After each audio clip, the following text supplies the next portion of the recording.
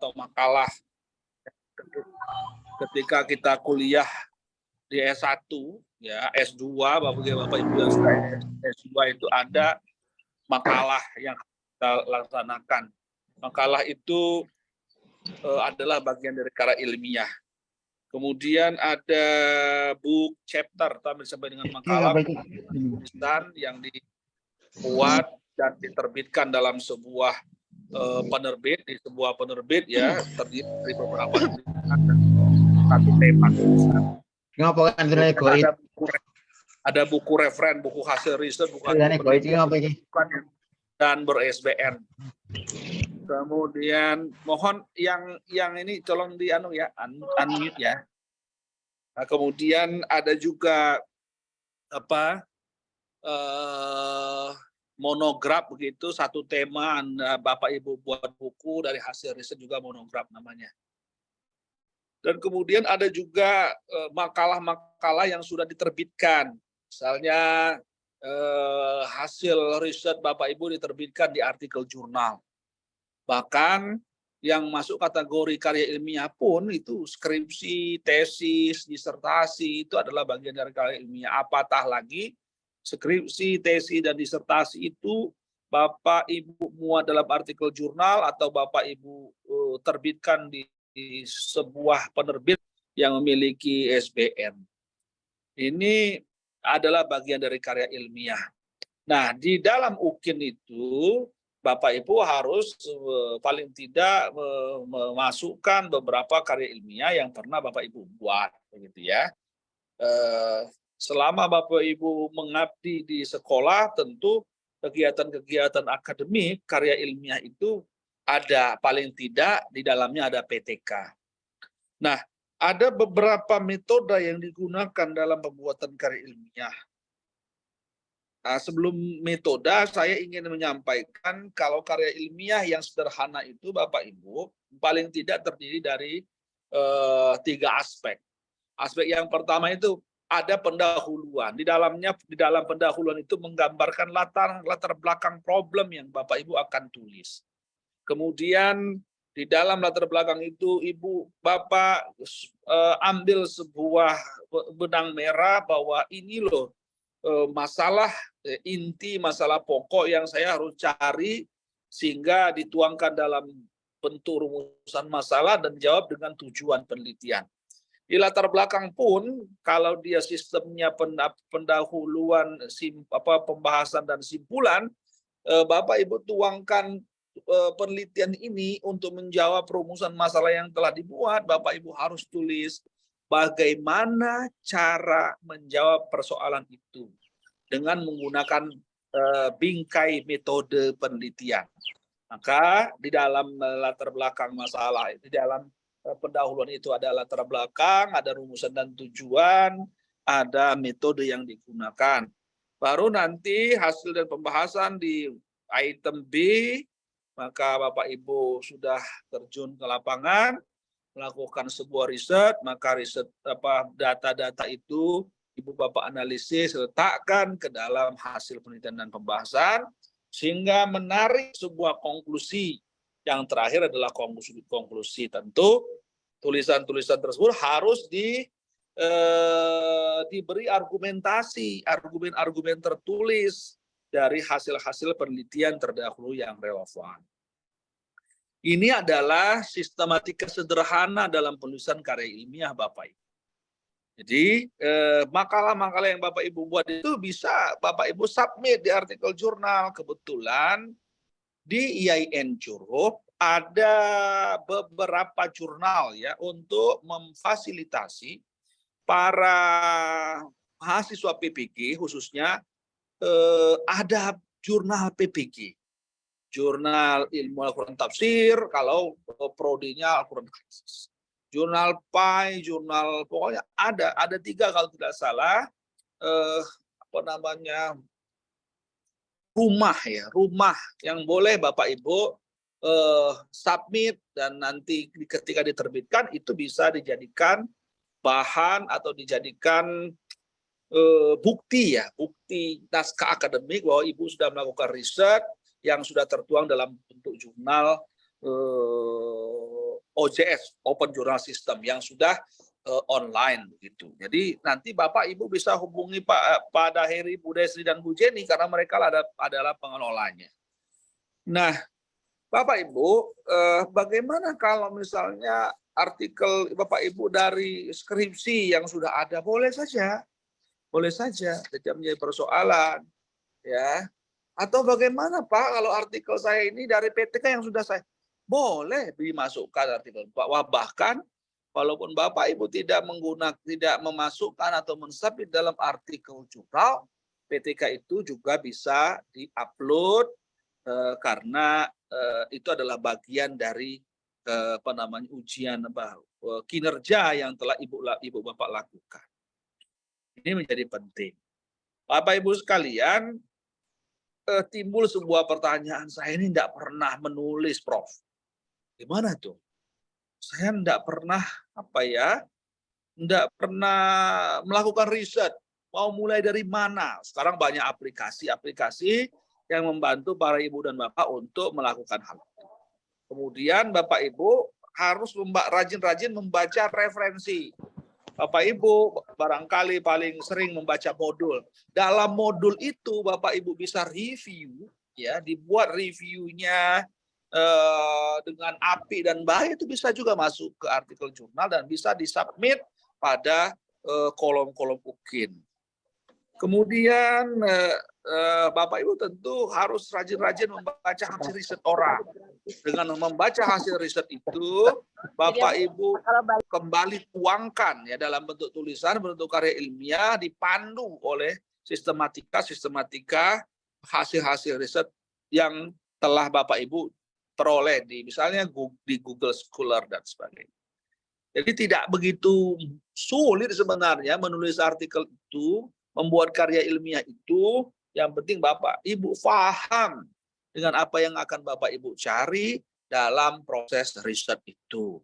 Sederhana saja Bapak Ibu, cukup, nggak usah banyak-banyak, cukup 15 halaman, 1,5 spasi, dan nanti bisa dibantu, diperhalus oleh teman-teman kita, para proktor yang di PPG ini mayoritas itu rajin, aktif dalam melakukan riset dan menulis artikel dan dimuat dalam jurnal. Jadi ini menjadi penting bagi Bapak Ibu supaya nanti ketika selesai PPG ini, UKIN selesai, UP selesai, apa yang Bapak Ibu peroleh, yang kita peroleh adalah peningkatan kompetensi.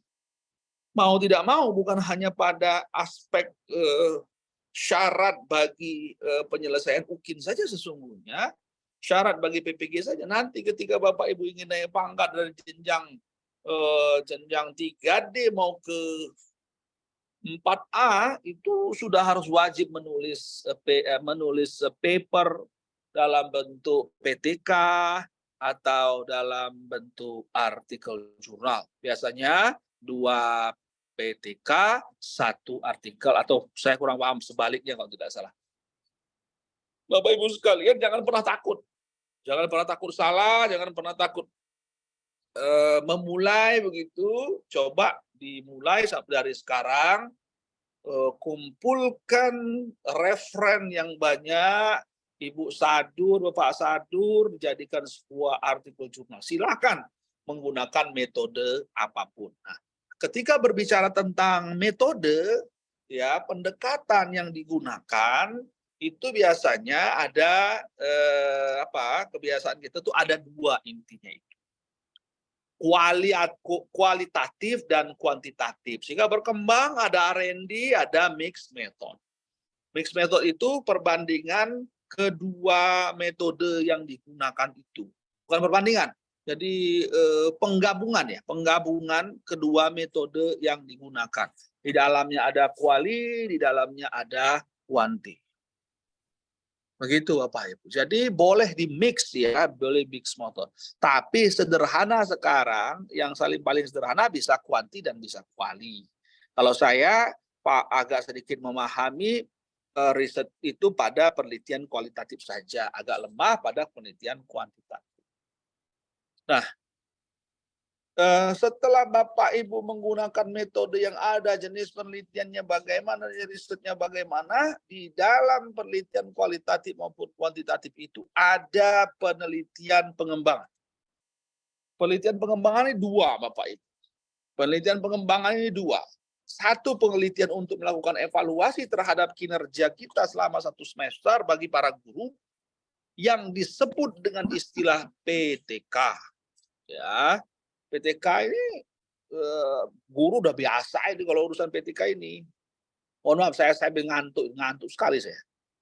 Ya, jadi PTK itu udah menjadi makanan guru.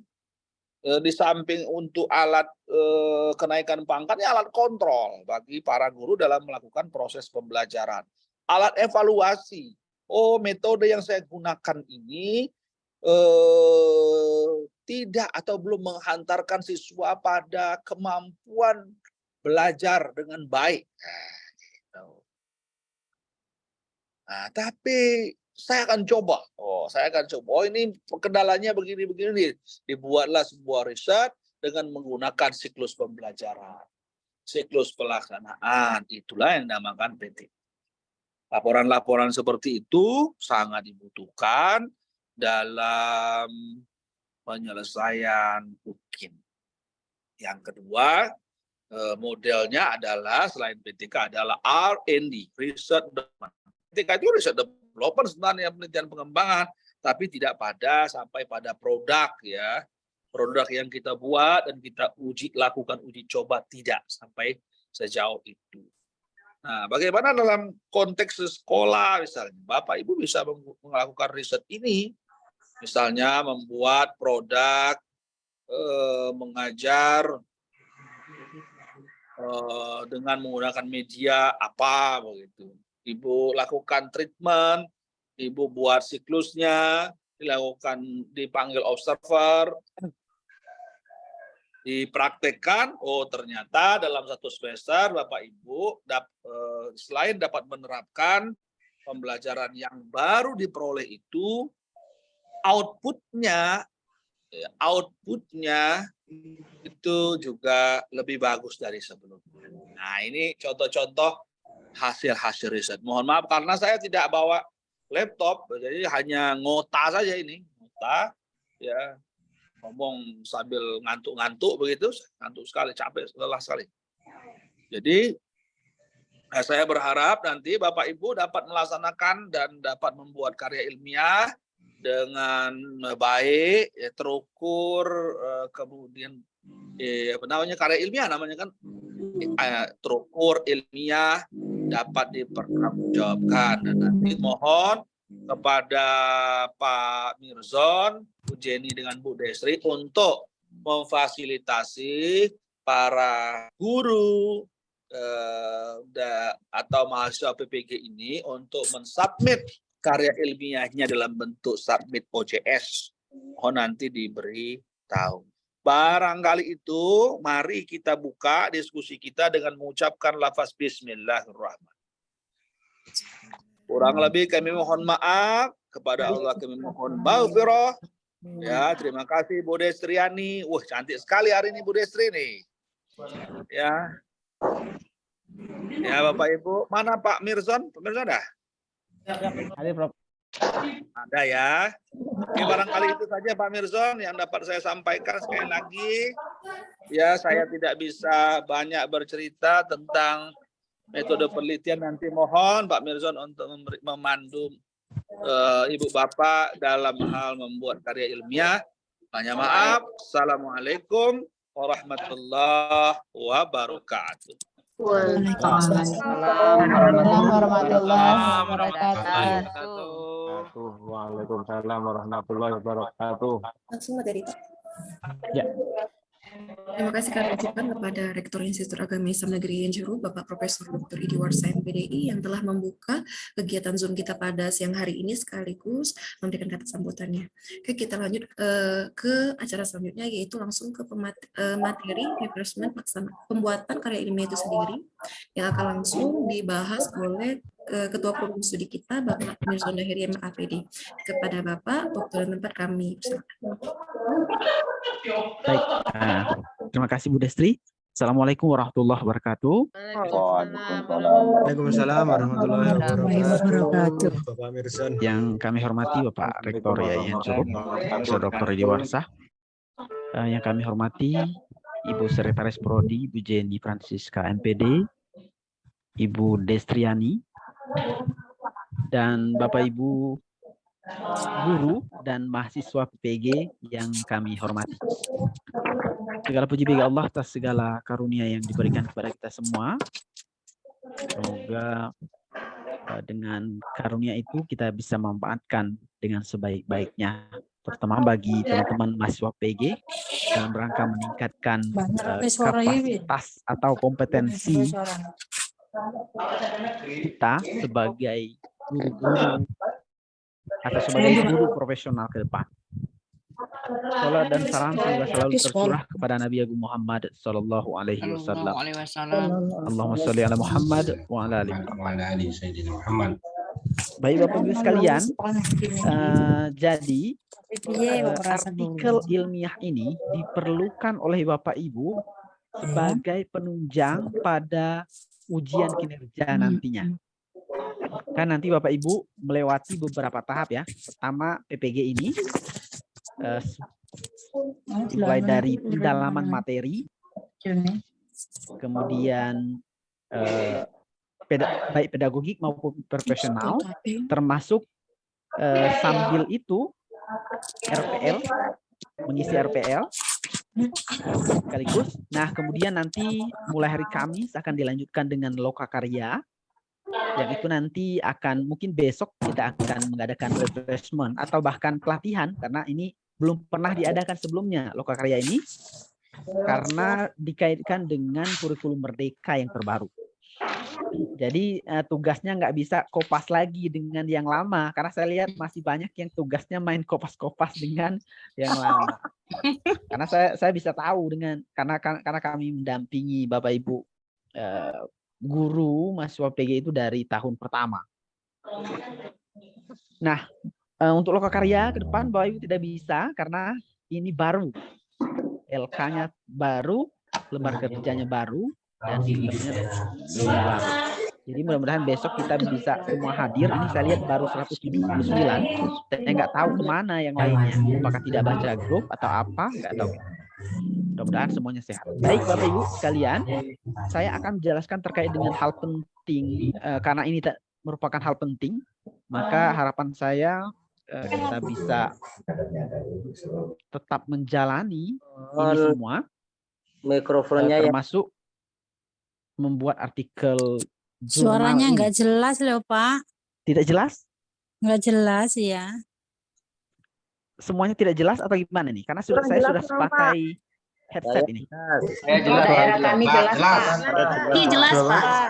Suaranya putus-putus Pak. Ini nggak jelas. Purwakarta Jawa Timur jelas. Baik, Ibu. Ini direkod Bu Destri ya. Jadi Siap direkod. kalau Ini nggak jelas loh. kurang jelas, sebaiknya Bapak Ibu menggunakan headset. Jadi biasanya dengan headset noise suara luar ke telinga kita menjadi lebih kecil. Jadi mempermudah kita untuk mendengar lebih baik. Dan kami mohon kepada Bapak Ibu sekalian yang baru masuk ataupun yang sudah lama, ketika kami sudah mute-kan mikrofon Bapak Ibu, berarti mohon dibiarkan dulu sampai nanti Bapak Ibu perlu menyampaikan sesuatu. Baik, saya akan share screen.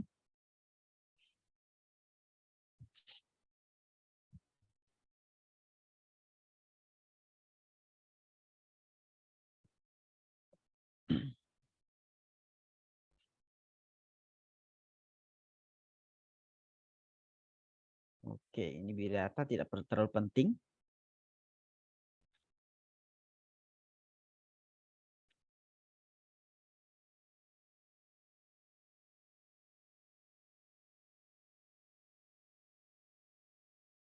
Oke. Bismillahirrahmanirrahim. Bapak Ibu sekalian, ini biodata lama saya buat ini. Ini kalau Bapak Ibu mau lihat Google Scholar, bisa lihat Google Scholar kami ada di nanti Bapak Ibu bisa cek di Google Scholar, di searching nama saya, nanti akan ketemu beberapa artikel yang sudah pernah kami tulis. Nah, kita mulai dari, saya tidak akan menjelaskan terkait dengan bagaimana menulis buku ilmiah, menulis yang lainnya. Saya hanya akan menjelaskan terkait dengan artikel ilmiah. Pertama memang lebih sederhana. Yang kedua kita bukan menyediakan, tapi peluang Bapak Ibu untuk menerbitkannya lebih besar. Karena sudah banyak jurnal-jurnal yang tersedia di berbagai universitas, bahkan di non-universitas.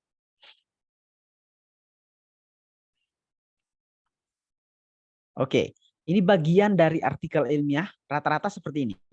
Jadi ada judul, abstrak, kemudian pendahuluan, metode, pembahasan, kesimpulan, dan daftar pustaka. Ini rata-rata seperti ini. Dan nanti ketika Bapak Ibu ingin submit ke jurnal IAIN Curup, terutama jurnal GUEU dan jurnal Skula yang kita sediakan, itu kita berharap untuk formatnya seperti ini. Ada judul, abstrak, pendahuluan, metode, pembahasan, kesimpulan, dan daftar pustaka. Saya akan menjelaskan satu persatu dari poin-poin ini. Yang pertama judul. Ini banyak yang justru sering kali sejak dari judul sudah kebingungan. Dari judul dia sudah pusing. Ini apa judulnya? Padahal semestinya ini tidak terlalu diutamakan di awal. Jadi ini bisa direvisi kapanpun. Maka jangan dipusingkan oleh judul. Silakan buat sesederhana mungkin saja dulu, nanti baru Bapak Ibu bisa merevisinya setelah selesai semua dari bagian artikel tersebut, setelah Bapak Ibu melakukan penelitian. Maka saya bisa menyampaikan bahwa judul ini sebenarnya kalau kita create, dia berisi beberapa hal. Pertama adalah isi. Dia harus menggambarkan isi, karena ini artikel ilmiah. Tidak bisa tiba-tiba Bapak Ibu menuliskan misalnya judulnya apa, judulnya A, tapi isinya B. Nggak bisa begitu. Tapi artikel ilmiah memang menggambarkan isinya. Yang kedua, menunjukkan signifikansi. Signifikansi ini artinya betapa pentingnya penelitian ini. Salah satu artikel yang pernah kami tulis yang cukup banyak dibaca orang itu adalah efektivitas WhatsApp sebagai media belajar daring. Dari judul ini menggambarkan pertama isinya. Isinya adalah terkait dengan efektivitas WhatsApp. Nah, signifikansinya adalah ini digambarkan dengan efektivitas, kata efektivitas tadi. Dikaitkan dengan daring dan kondisi saat itu adalah banyaknya sekolah-sekolah yang menerapkan pembelajaran daring. Sehingga itu menunjukkan signifikansi atau urgensi atau pentingnya penelitian itu dilakukan. Nah, sisanya kita bisa menulis dengan kalimat-kalimat yang nyentrik, menarik, baru, dan unik. Tujuannya apa? Untuk menarik minat pembaca untuk membuka artikel yang kita tulis tersebut dan membacanya.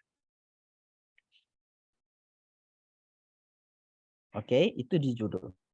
Ini nggak terlalu signifikan untuk ini. Oke. Nah, yang bagian abstrak belum saya jelaskan, nanti di belakang, karena abstrak itu adalah bagian dari merupakan ringkasan dari seluruh bagian pendahuluan sampai ke kesimpulan. Nah, bagian pendahuluan atau latar belakang masalah, Bapak Ibu perlu menjelaskan paling tidak 3 hal. Pertama adalah problem atau masalah. Maka Bapak Ibu perlu menemukan masalah. masalahnya apa sehingga layak untuk ditulis dan diteliti. Kalau Bapak Ibu tidak menemukan masalah, maka Bapak Ibu silahkan membuat masalah. Membuat masalah. Biar ada masalah. Nah, masalah ini bisa dua hal. Pertama, kalau ada dua teori yang saling bertolak belakang. Saya contohkan begini. Misalnya ada teori eksistensi diri yang ditulis oleh Tazfel and Turner pada tahun 79 yang menyatakan bahwa kelompok masyarakat akan bersikap menyayangi atau melindungi kelompoknya dan membenci kelompok lain dengan berkembangnya eksistensi diri. Maka dia mengistilahkannya dengan out-group hate dan in-group love. Mencintai kelompoknya dan membenci kelompok luar. Itu akibat dari eksistensi diri. Akibat dari kelompok itu ingin eksis, begitu sederhananya. Tapi sebelum itu ada teori lain yang dicetuskan oleh Ibnu Khaldun, ilmuwan Muslim terkait dengan kemasyarakatan. Itu teori siklus. Dia menyebutkan bahwa untuk mempertahankan suatu kelompok masyarakat butuh asobiah bahasanya. Nah, asobiah ini pada dasarnya hampir sama dengan eksistensi diri. Sebuah kelompok butuh eksis gitu. Kalau kita sekarang butuh eksis, maka harus sering-sering upload di media sosial gitu. Nah, menurut Ibnu Khaldun, dengan sikap asobiah dan kepemimpinan, maka akan memperkuat kelompok masyarakat. Sementara tadi Tazfel and Turner justru berpikir bahwa dengan eksistensi diri bisa berdampak suatu kelompok masyarakat akan memunculkan selain in-group love, tapi ada out-group hate, membenci kelompok lain. Maka dampaknya bisa jadi kelompok ini akan berbenturan dengan kelompok yang lain. Sehingga eksistensi diri atau tadi asobiah pada teorinya Ibnu Khaldun justru memicu tidak eksisnya suatu kelompok masyarakat. Artinya dua teori itu bertolak belakang. Maka berarti ada masalah. Bisa jadi ada salah satu yang benar atau semuanya benar. Perlu dilihat dari sudut pandang yang mana. Berarti ada problem misalnya. Atau problem lainnya kalau ada praktek yang justru bertolak belakang dengan konsep atau teori. Misalnya guru PAI semestinya kan dikehendaki atau secara teoritik diharapkan membangun tidak hanya akademis atau pemahaman pada siswanya, tapi juga membangun moralitas atau karakter dari peserta didiknya.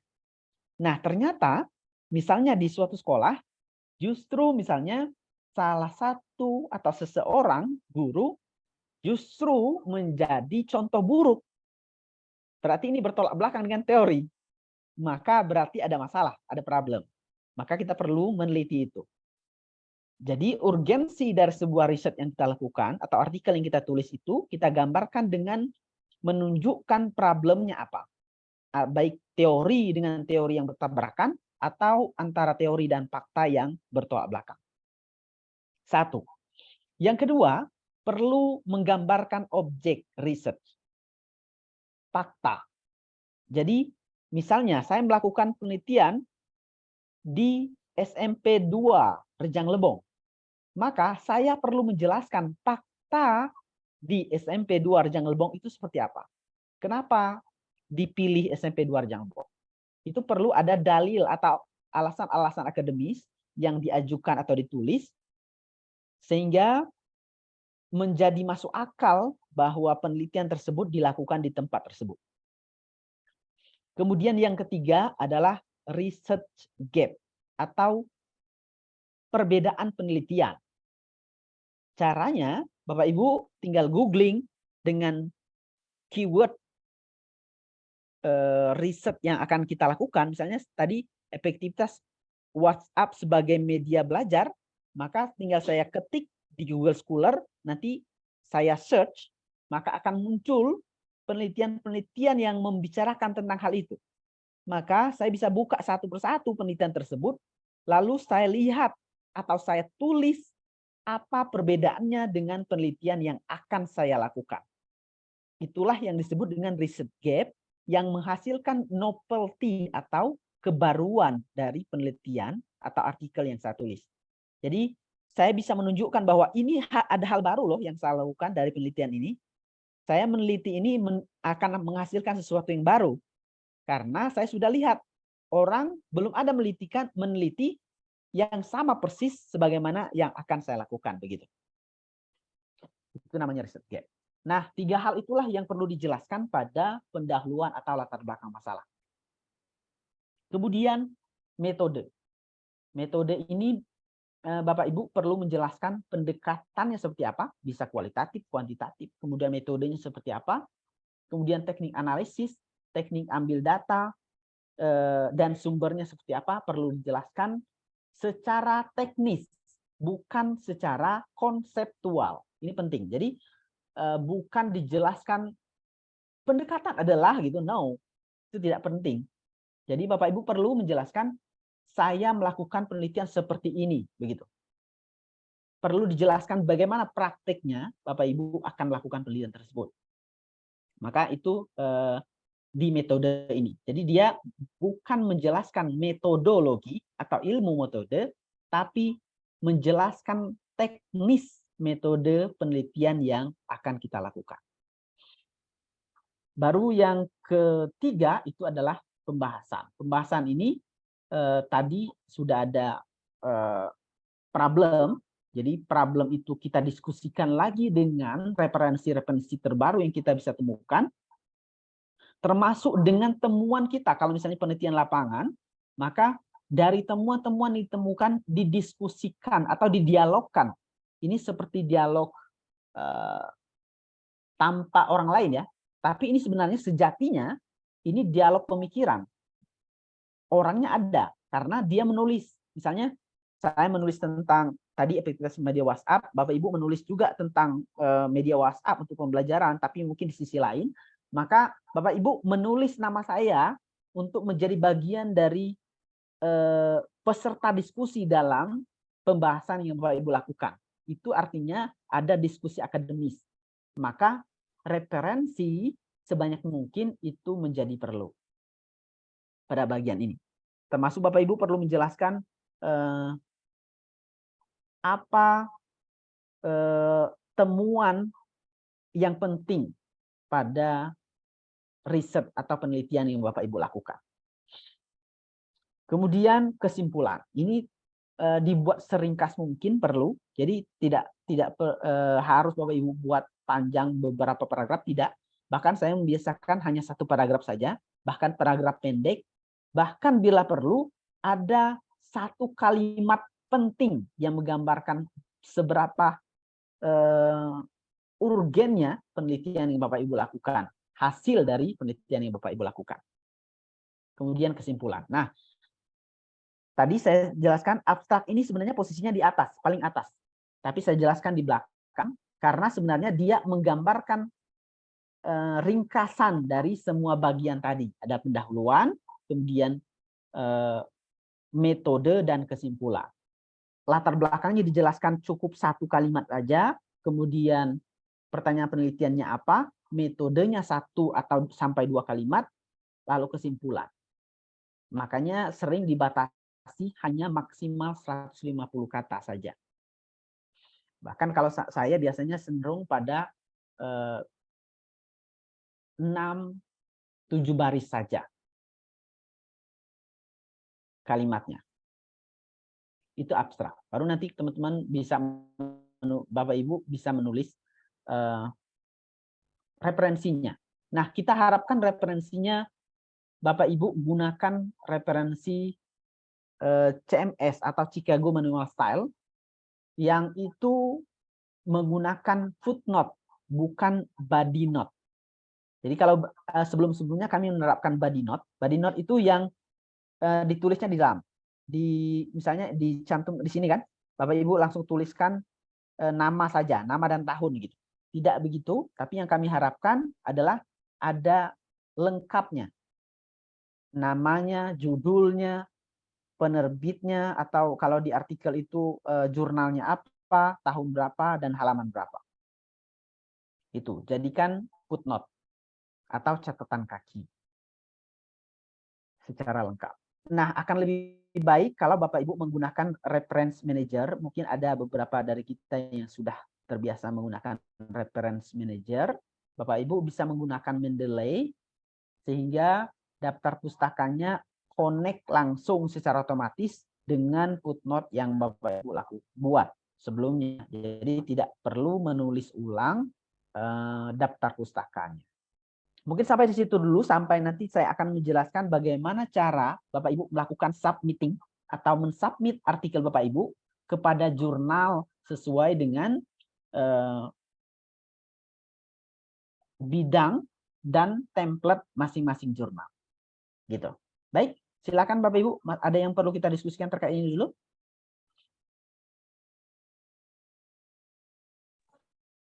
Ada? Ibu, jika ada yang ingin ditanyakan sebelum lanjut ke materi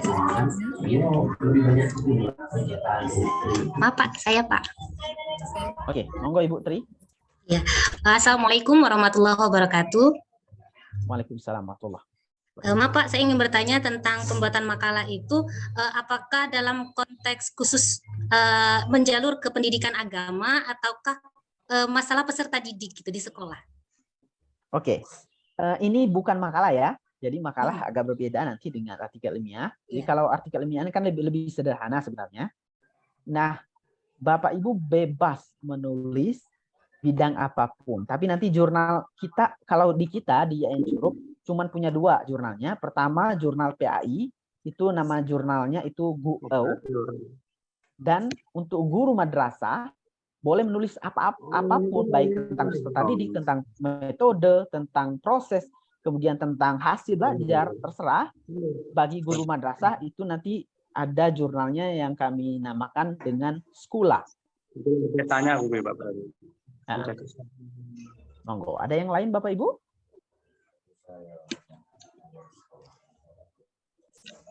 Ini Pak Mirson. Ya. Monggo, untuk pembuatan karya ilmiah itu apakah sama kayak kemarin kita membuat BJPL, artinya satu dosen itu menangani pendahuluan, terus berlanjut dosen berikutnya ke rumusan masalah, pembahasan, metode, dan kesimpulan akhir, atau itu menjadi satu rangkaian gitu Pak? Atau hanya langsung kita ditentukan waktunya dan harus langsung jadi mulai dari awal abstrak, pendahuluan sampai akhir kesimpulan harus jadi gitu. Terima kasih. Oke, baik Pak Tukiran, terima kasih. Jadi Bapak Ibu, ini tugas Bapak Ibu sendiri. Jadi tidak dikaitkan dengan dosen, Bapak Ibu tidak perlu mendiskusikan dengan dosen, karena memang ini tidak ada tugas dosen. Nanti Bapak Ibu submit ke jurnal, terserah. Bapak Ibu tidak harus ke jurnal IAIN Curup. Kalau Bapak Ibu punya kenalan pengurus jurnal, bisa menerbitkan dimanapun, itu bagus. Jadi silakan dicari penerbitnya. Yang penting Bapak Ibu punya artikel jurnal yang terbit secara online, yang bisa diakses untuk Bapak Ibu gunakan sebagai salah satu elemen pada ujian kinerja nanti. Gitu. Intinya. Saya Pak. Oke Pak Ruslan. Ya, terima kasih Pak. Selamat sore. Ini tadi sudah disampaikan oleh Pak Rektor tadi terkait dengan pembuatan aspek yang sederhana untuk karya ilmiah. Itu ya salah satunya tentang pendahuluan yang jumlahnya hanya 15 halaman tadi itu. Apakah itu sistem pembuatannya sama dengan hampir mirip dengan pembuatan PTK atau memang judulnya kita yang sesuai dengan pembelajaran kita, Pak? Oke. Bapak, PTK itu kan sebenarnya penelitian ya, penelitian tindakan kelas yang kemudian menghasilkan laporan PTK ya. Laporan PTK biasanya panjang banget gitu. Nah, artikel ilmiah cenderung lebih sederhana, lebih pendek. Jadi dia seperti ringkasan. Kalau Bapak Ibu sudah melakukan PTK tertentu, kemudian dari laporan itu bisa Bapak Ibu olah menjadi artikel, maka silahkan jadikan artikel. Artikel itu bagiannya tadi sudah kita sebutkan. Ada pendahuluan, metode, pembahasan, dan kesimpulan. Itu saja. Jadi silahkan dari laporan PTK-nya diubah menjadi artikel yang lebih sederhana. Karena kalau dalam laporan PTK biasanya panjang lebar. Ada landasan teori dan seterusnya ya. Yang cukup panjang. Nah, di artikel ilmiah tidak ada seperti itu. Jadi disederhanakan lagi. Bapak Ibu bisa melihat, tadi sudah saya sampaikan, ada di Google Scholar, nanti Bapak Ibu silahkan search bentuk artikel jurnal, nanti Bapak Ibu bisa melihat konsep pendahuluan atau metode dan pembahasan itu seperti apa, bisa dilihat langsung praktiknya pada artikel-artikel yang sudah terbit di jurnal-jurnal. Gitu. Terima kasih, Pak. Terima kasih.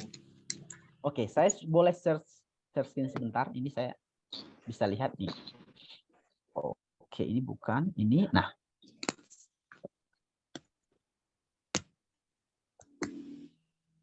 salah lagi. Oke ya, misalnya saya di Google Scholar.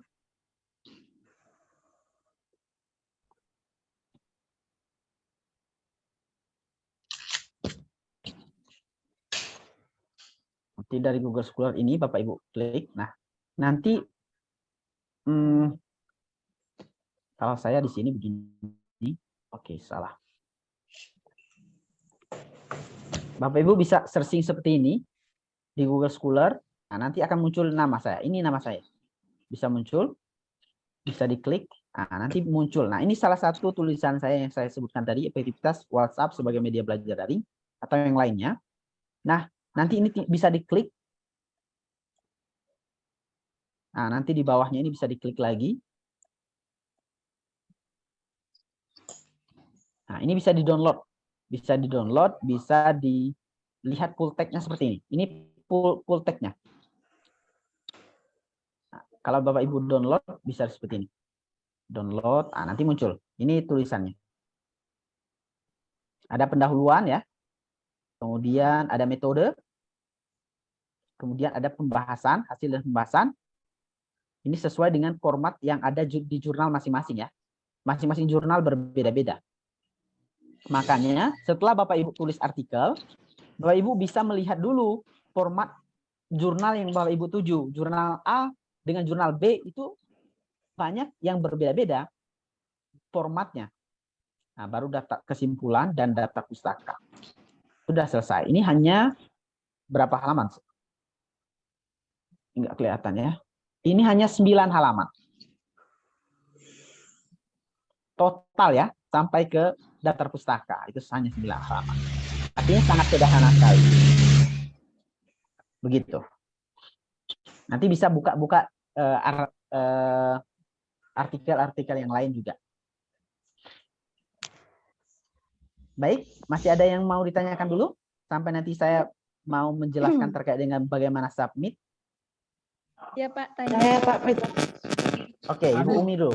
Mas Titoh dulu. Terima kasih waktu yang diberikan. Assalamualaikum warahmatullahi wabarakatuh. Waalaikumsalam warahmatullahi wabarakatuh. Ya, mau saya tanyakan Pak, kapan artikel ini dibuat? Apakah dalam masa PPG ini dan harus dimasukkan ke jurnalnya itu kapan gitu Pak? Itu aja. Oke, baik. Jadi Bapak Ibu, rata-rata jurnal artikel jurnal itu memiliki beberapa pengelola. Pertama namanya editor in chief, EIC, kemudian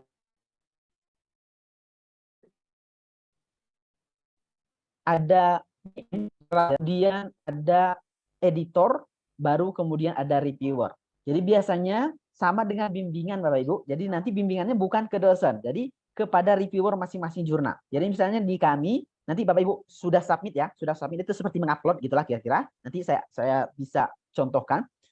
Setelah Bapak Ibu submit, nanti EIC atau editor in chief akan memberikan tugas kepada editor atau GM-nya untuk menyerahkan kepada editor masing-masing. Jadi editornya ada banyak, misalnya ada 10 misalnya. Maka tulisan Ibu Umi dikasih ke editor A, Ibu Silviana dikasih ke editor B, Ibu Mariam dikasih ke editor C, dan seterusnya begitu. Nanti masing-masing editor memberikan catatan apa yang harus diperbaiki sesuai dengan template. Biasanya editor ini cenderung pada teknis ya, teknis format menulis, kemudian kesalahan ketik dan seterusnya dicek sama editor, lalu editor akan mengembalikan pada jurnal tersebut, dikembalikan. Bapak Ibu bisa lihat bahwa ternyata ada permohonan perbaikan, maka Bapak Ibu perbaiki. Kemudian setelah setelah Bapak Ibu perbaiki, diupload lagi, maka nanti dilihat oleh editor. Kalau sudah layak, editor akan mengembalikan kepada EIC, editor in chief tadi, yang kepalanya. Nah, editor in chief akan menyerahkan artikel tersebut kepada reviewer.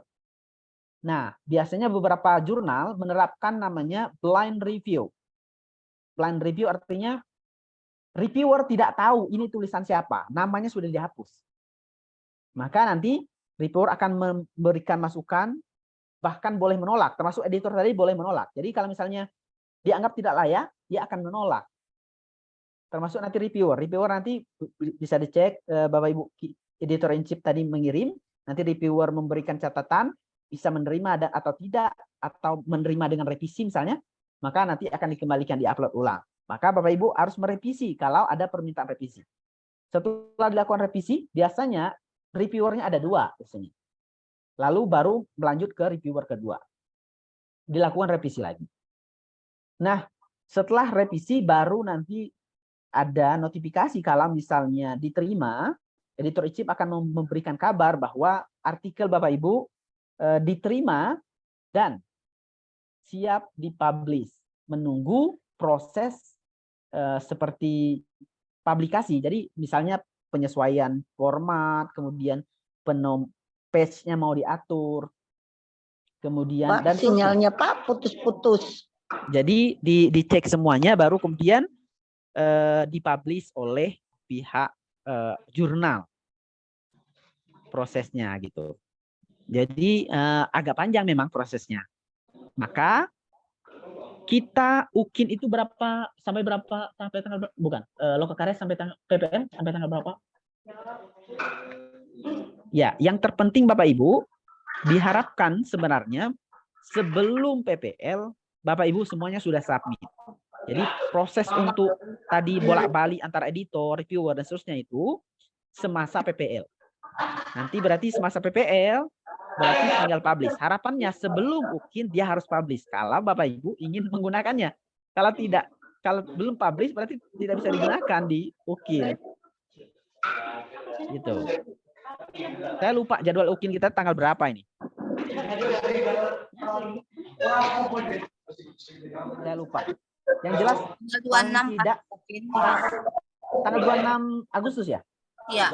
Nah, berarti sebelum tanggal 26 Agustus Bapak Ibu sudah harus punya artinya sudah terpublish. Jadi nggak bisa draft lagi, tapi harus sudah terpublish, harus bisa diklik linknya. Gitu. Oke, gitu ya, sudah paham? Baik, ada yang mau ditanyakan lagi atau mau kita lanjutkan dulu ke teknisnya submit? Izin nanya Pak. Lanjut aja Pak Menuzan. Oke, kita berbicara ke Ibu Silviana dulu. Ya Pak, Silviana. terima kasih. Ya. Assalamualaikum warahmatullahi wabarakatuh. Nah, yang ingin saya tanyakan Pak, kalau kita sudah punya artikel yang sudah kita publish, itu masih membuat atau tidak Pak? Berarti tidak perlu lagi. Kecuali Bapak Ibu mau double, berarti nilainya kan double. Gitu. Jadi kalau Bapak Ibu sudah punya, berarti alhamdulillah sudah aman. Iya.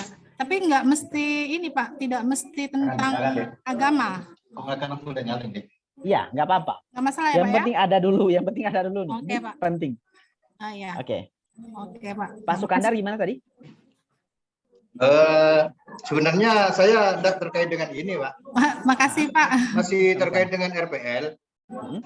Soalnya bingung sama teman-teman diskusinya sebelum tadi dimulain, sebelum Zoom meeting dimulai, teman-teman diskusi. Untuk penguploadan RPL, kan itu cuma keluarnya RPP saja.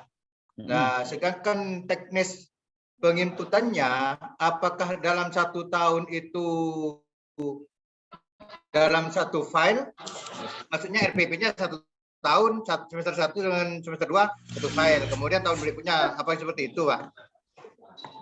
Iya, sebaiknya tidak dipisahkan, Pak. Linknya juga dibedakan. Jadi 1 tahun itu paling tidak 2 semester, gitu kan? Per semester dibaginya. Gitu. Oh, berarti kita nyimpennya yang di Google Drive, Pak? Betul. Simpannya di Google Drive. Yang di-share hanya linknya saja. Berarti yang di-upload itu cuma linknya saja? Betul. Linknya saja. Oke? Baik. Saya akan share screen bagaimana cara Bapak Ibu melakukan submitting. Rata-rata jurnal itu sama, rata-rata ya. Mungkin ada sedikit yang berbeda-beda, Oke, ini ada 2. Ini jurnal yang dimiliki oleh PPGIAIN Curup. Pertama itu namanya jurnal GUAU. Ini jurnal pendidikan profesi guru agama Islam. Kemudian ada jurnal Skula namanya. Jurnal pendidikan profesi guru madrasah. Ini kami buat khusus untuk PPG. Jadi dibuatnya ini memang di tahun pertama PPG. Nah, bagaimana cara Bapak Ibu bisa submit? Pertama, Bapak Ibu perlu melakukan register. Ini ada tulisan register, kelihatan Bapak Ibu? Mana? Di sini, ini? Belum, Pak. Ini di register ini, yang saya gerakkan ini. Kelihatan, Pak. Kelihatan, Pak. Belum kelihatan, Pak. Kelihatan, sudah kelihatan. Kelihatan. Kelihatan, Pak. Kelihatan. Terlalu besar, Pak, untuk tampilannya. Iya, kelihatan terlalu besar ya. Oke. Oke, begini ya. Register. Nah, ini register. Pertama, Bapak Ibu register dulu. Ini register. Silakan isi give name. Ini saya nih. Mirzon. Kemudian family name kalau ada. Begini, affiliation itu institusi kita masing-masing. Bapak Ibu boleh menulis sekolah masing-masing. Misalnya saya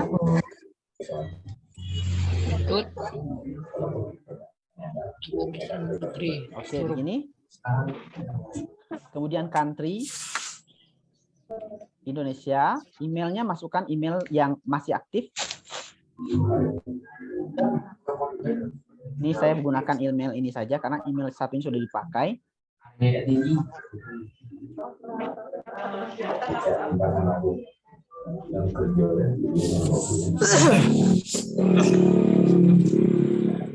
Oke. Username ini jangan lupa karena username ini akan Bapak Ibu gunakan terus-menerus. Password jangan lupa. Kalau ini Oke. Bapak Ibu silakan centang ini. Semuanya. Kemudian register. Klik register ini. Nah, ini sudah selesai. Oke, boleh di mute dulu Bapak Ibu yang Oke, yang jangan dihidupkan mikrofonnya kalau belum berbicara Bapak Ibu ya. Nah, ini sudah selesai. Sudah selesai submit. Jadi, Bapak Ibu tinggal buat submission. Namanya make a new submission. Klik di sini.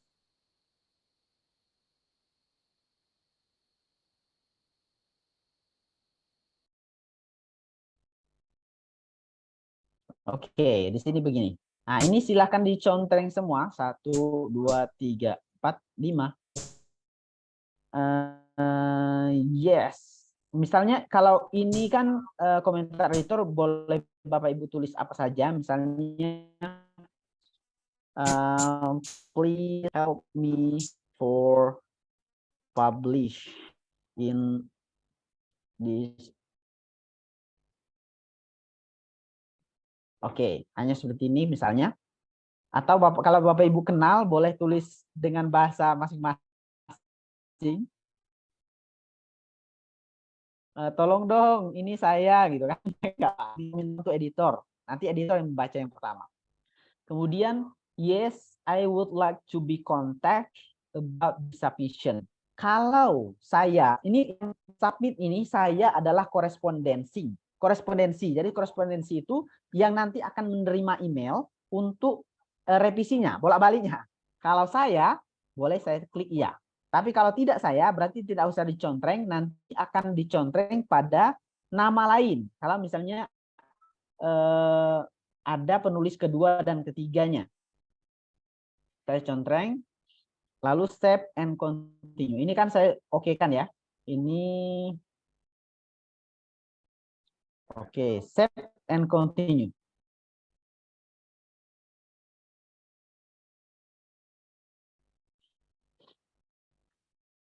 Oke, nah ini submission. Jadi kalau submission tinggal di-upload.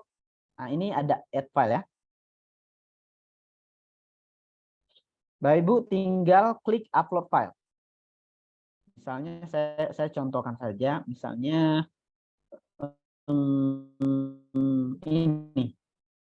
ini contoh saja ya. Upload, open. Klik di filenya, klik open. Kemudian ini sudah nih. Nah, kalau misalnya ada pilihan misalnya Bapak Ibu perlu melampirkan ini loh data-data yang sudah saya lakukan. Misalnya Bapak Ibu melakukan penelitian lapangan ya, sudah ditulis artikelnya. Kemudian ada data mentahnya. Bapak Ibu perlu melampirkan data mentah akan lebih bagus. Klik add file, nanti tambahkan lagi filenya. Gitu. Ini karena tidak ada, maka saya save and continue.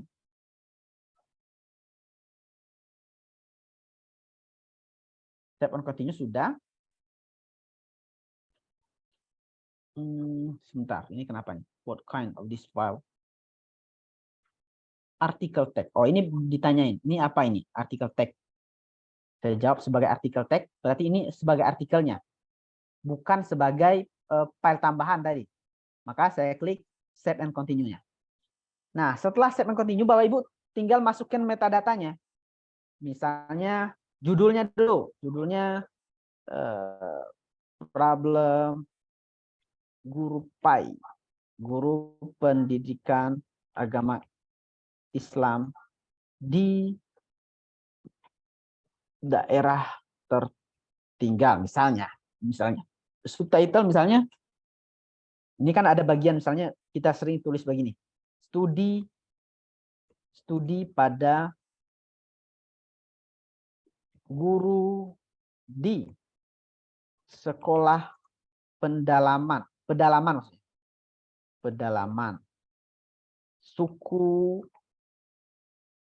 suku X misalnya begitu. Abstraknya tadi tinggal kita copy paste saja, misalnya begini kan, tadi copy paste. Salah, malah hilang tadi. Oke, begini. Nah, sudah di copy paste saja. Ini kan artikelnya sudah jadi tadi kan, tinggal di copy paste, di copy di sini. Nah, ini Bapak Ibu bisa tambah kontributor. Ini maksudnya penulisnya. Ini kan sudah saya tadi sebagai primary contact. Lalu tambah misalnya satu lagi misalnya. Oke. Dia harus dua, maka berarti saya tulis dua. Kotak ini misalnya. Lalu begini. Orchid kalau ada, kemudian institut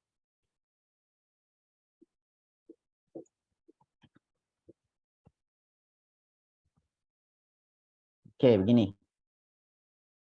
kontributor. Nah, ini sebagai autor kan, bukan translator. Kalau bahasa Inggris misalnya bisa saja translator. Kemudian, ini kalau tadi misalnya saya sebagai penulis satu tapi tidak korespondensi, maka Destria ini berarti kan sebagai penulis kedua yang korespondensi, maka saya bisa contreng dia di sini. Berarti dia yang akan menerima email untuk perbaikan. Tapi kalau saya yang tadi sudah saya contreng sebagai penerima perbaikan dari editor, dari reviewer, maka ini tidak perlu dicontreng. Perlu, kalau ini wajib, karena ini sebagai data bahwa kita nanti akan dicatat di websitenya. Step. Oke, step. Sudah muncul 2. Ini Destrianinya tidak atau bukan primary contact, tapi dia masuk in browse list. Kalau orang cari di Google Scholar, nanti nama dia muncul gitu ketika artikelnya terbit. Referensinya atau daftar pustakanya bisa ditulis di sini apa gitu. Nah, ditulis lengkap, tinggal di copy paste saja, taruh di sini. Keyword bisa tulis di sini. Guru misalnya. Pai. Pedalaman. Oke.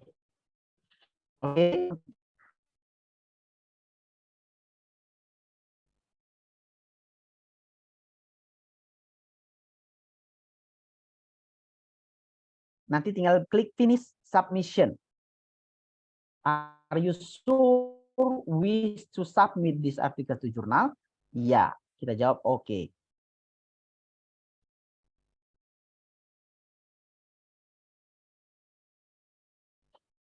Sudah selesai.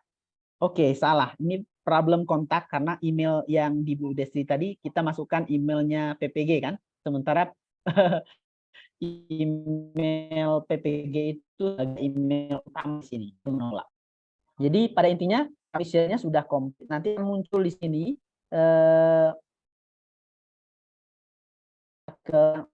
kata kesimpulan hasil submitting Bapak Ibu sekalian pada artikelnya. Tinggal menunggu apa komentar dari editor in chief dan reviewernya ke depan, begitu. Lalu nanti lakukan perbaikan dan seterusnya beberapa kali perbaikan. Oke, Bapak Ibu, ada yang mau ditanyakan lagi?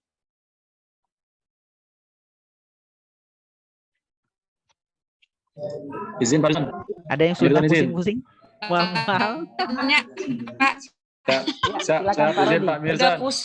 Baik, bismillahirrahmanirrahim. Assalamualaikum warahmatullahi wabarakatuh. Waalaikumsalam warahmatullahi wabarakatuh. Ya, mohon maaf Bapak Ibu, sedikit bertanya berkaitan dengan tadi ada Bapak tadi bahwa untuk penguploadan file di RPL itu menggunakan linknya saja. Kebetulan kami sudah upload dalam bentuk PDF, Pak. Bagaimana, Pak? Mohon penjelasan, Pak. Oh iya, saya sudah bentuk PDF. Wassalamualaikum warahmatullahi wabarakatuh. Oke.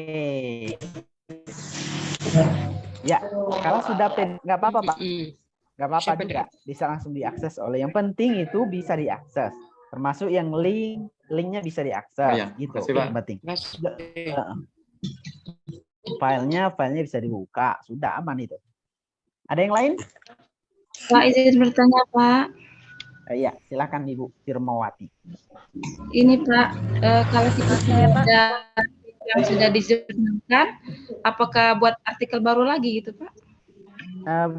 Bu Firma berarti sudah punya artikel gitu ya? Tesis kemarin Pak dijurnalkan gitu. Oh, dijurnalkan. Sudah terbit online berarti? Sudah mungkin di kampus itu, Firmawati. Oke, kalau sudah terbit berarti sudah aman, nggak perlu lagi. Tinggal nanti Bapak Bu Firma silakan cari sudah terbit beneran atau enggak gitu. Nanti ambil linknya supaya bisa diakses. Kan yang diupload nanti itu link saja. Ya. Ibu Firma ini teman seangkatan saya. Assalamualaikum Pak, izin bertanya. Oke, ada saya Pak. Ya, monggo, silakan Ibu. Telat tadi.